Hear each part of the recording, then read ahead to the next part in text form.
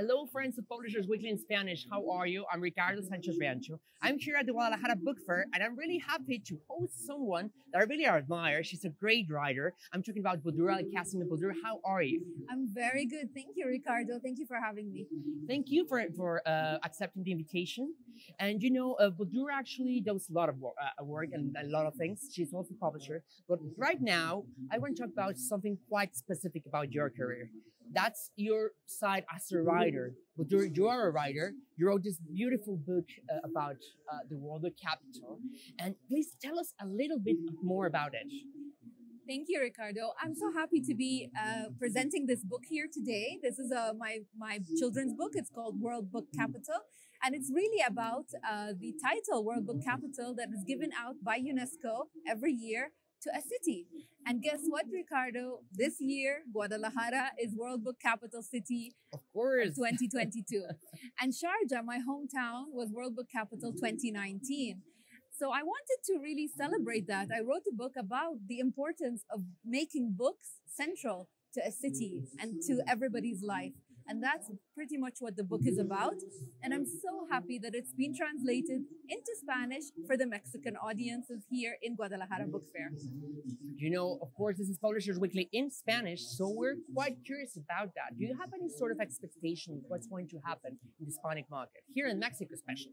I think, first of all, I'm really excited to see the book in Spanish. It's been translated into 10 languages so far, but I was so happy to come all the way here to launch the Spanish edition. And we had an event yesterday and we received a lot of great feedback, and a lot of people actually bought the book and came to the signing. So I was really happy with that.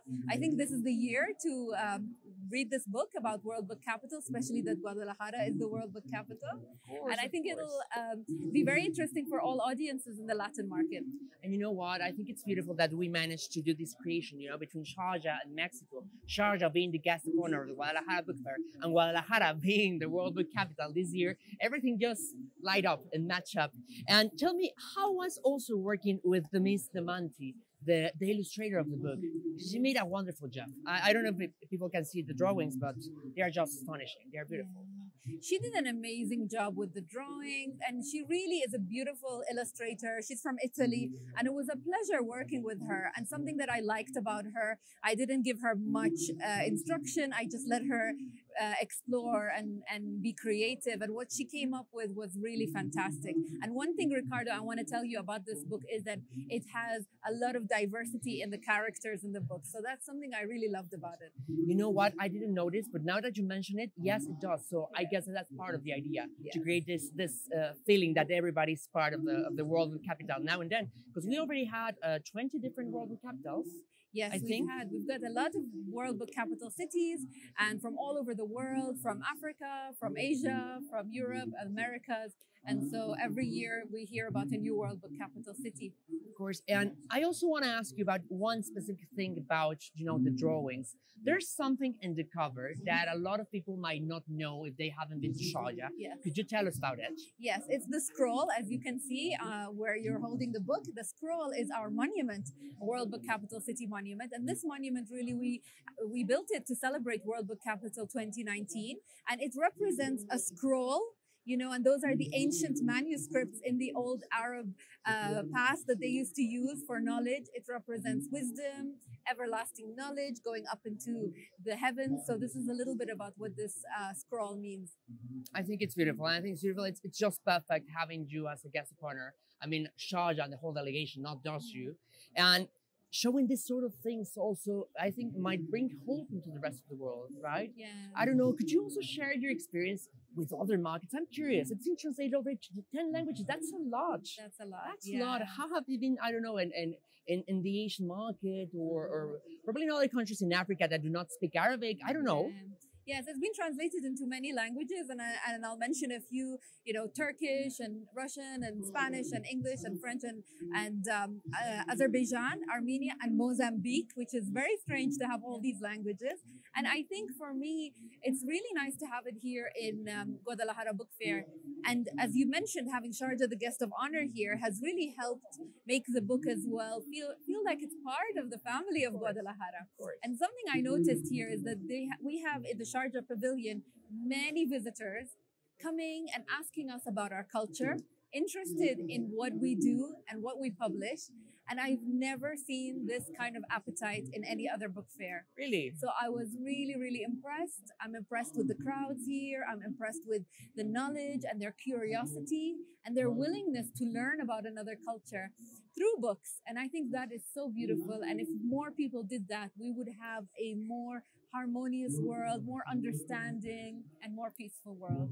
If it's not with children, I don't know where to start, right? Yeah. And I actually want to ask you kind of about that because, but there's also mother, and I think it's relevant to say so because you were also thinking about writing to your own children, don't you? Yes, and that's what started my journey actually into publishing and writing is my own children.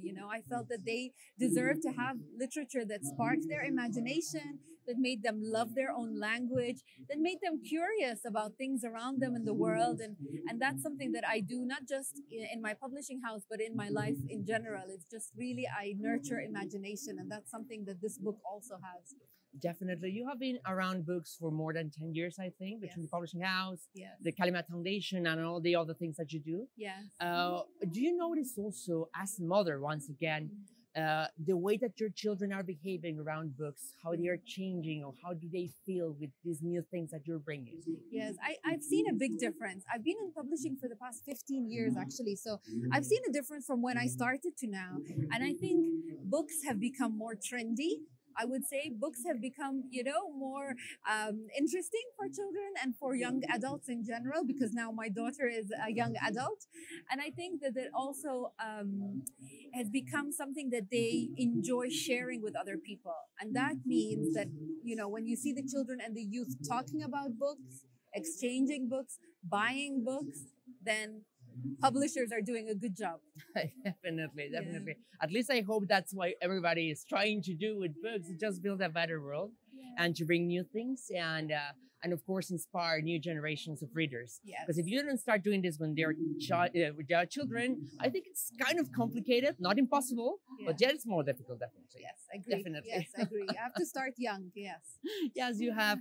And tell us, are there other projects that you might be thinking of doing for children's or young adults? I don't know. I know you're working in new things, but I don't know what you're working in. Might we get a little sneak of that or not yet? Honestly, I have I have so many ideas, Ricardo. I have so many ideas. And being here in the Guadalajara Book Fair, I'm leaving with more ideas and more inspiration. And I'm very, very inspired with Mexican stories and Mexican myths and legends. And I'm so interested. I want to research them more. And I want those to travel to the Arab world. That's something I'm really interested in. This is an exclusive for you that I'm really sharing at the moment. And I hope when I come back in Guadalajara, I have something that I can share as well with the readers here in Guadalajara. Oh, you know what? We'll be waiting for you. We're waiting for new projects, new books. You have to keep us posted and let us know here in Publishers Weekly what's happening. But Drew, I don't know if you want to say or share something else with your audience. Thank you. First of all, I want to say thank you for having me on this interview. And I want to thank you for publishing this book into Spanish. It means a lot to me. It really means that my book and my words can travel to other parts of the world. And it's just an honor, and it really humbles me to see how tight-knit the community is, how close we are as publishers, how we really support each other. And I feel that during the pandemic years, we felt very disconnected. Yes, and I hope that this is the end of that and that we can be more connected. We can have more face-to-face interactions now and be at such a beautiful place like Guadalajara Book Fair. So thank you for the hospitality and for the generosity, and it's an honor to be here. No, thank you. You're leaving us, I think, with a lot of hope hearing this. Well, this was Bodour Al Qasimi, writer of World Book Capital, or in Spanish, Capital Mundial del Libro. And of course, I'm Ricardo Sanchez Rancho for Publishers Weekly in Español. We'll be around here for a while at the Guadalajara Book Fair. Please keep on watching what else is coming around, because there's a lot of things at the book fair. Thank you.